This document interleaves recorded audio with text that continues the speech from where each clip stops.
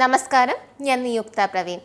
മുംബൈ ആക്രമണത്തിന് പിന്നിൽ പ്രവർത്തിച്ചത് അന്നും കേന്ദ്രം ഭരിച്ചിരുന്ന UPA സർക്കാരോ? ഇതിന്റെ പിന്നിലെ മാസ്റ്റർ മൈൻഡ് ഒരു മന്ത്രിയോ? സോഷ്യൽ മീഡിയയിൽ ഉയർന്നു വരുന്ന ഈ ചോദ്യങ്ങൾക്ക് പിന്നിലെ കാരണമെന്ത്? നമുക്ക് അത് തന്നെ പരിശോധിക്കാം.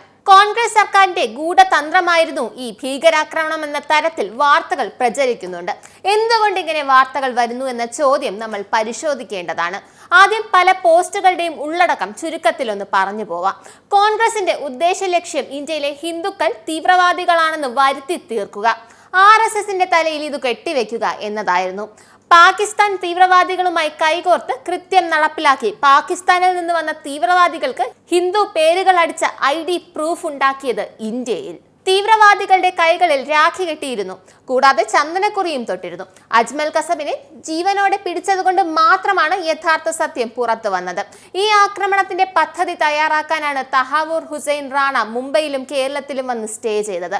ഹുസൈൻ റാണയ്ക്ക് ഇന്ത്യയിൽ വരാനും ഇവിടെ താമസിക്കാനും വിസ ഉൾപ്പെടെയുള്ള എല്ലാ സഹായവും ചെയ്തത് അന്നത്തെ UPA സർക്കാരിലെ ഒരു ഉന്നത മന്ത്രിയാകാമെന്ന സാധ്യത തള്ളിക്കളയാൻ പറ്റില്ല. തഹാവൂർ ഹുസൈൻ റാണ ഛർദ്ദിക്കുന്നതനുസരിച്ച് ഞെട്ടിക്കുന്ന സത്യങ്ങൾ പുറത്തു വരാനിരിക്കുന്നതേയുള്ളൂ.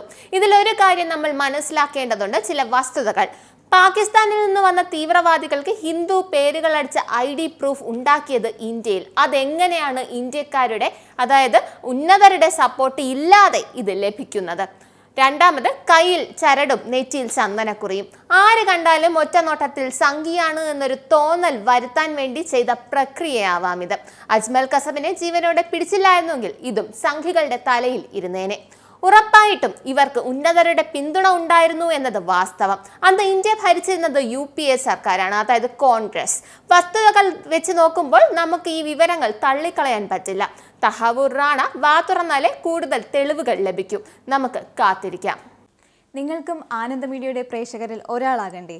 യൂറോപ്പിലും US-ലും ആഫ്രിക്കയിലും അടക്കം പ്രവാസികൾ ഉള്ളയിടങ്ങളിലൊക്കെ ജനപ്രിയ ചാനലുമായി ആനന്ദ് മീഡിയ ഒപ്പമുണ്ട്. ഏഷ്യാനെറ്റ് ഫ്ലവേഴ്സ് അടക്കം നിങ്ങളുടെ വിരൽത്തുമ്പിലെത്തും. ആദ്യം റോക്കു ബോക്സ് സ്വന്തമാക്കുക, അതിൽ നിന്നും ആനന്ദ് മീഡിയ ആപ്ലിക്കേഷൻ ഡൗൺലോഡ് ചെയ്യുക, ഇൻസ്റ്റാൾ ചെയ്യുക. എന്നിട്ട് 0208586651 എന്ന നമ്പറിൽ ഞങ്ങളുടെ കസ്റ്റമർ കെയറിൽ ബന്ധപ്പെടുക. അല്ലെങ്കിൽ +91 735 660 3747 എന്ന നമ്പറിൽ വാട്സപ്പ് ചെയ്യുക. ആനന്ദ് മീഡിയയുടെ സേവനങ്ങൾ സ്വന്തമാക്കുക.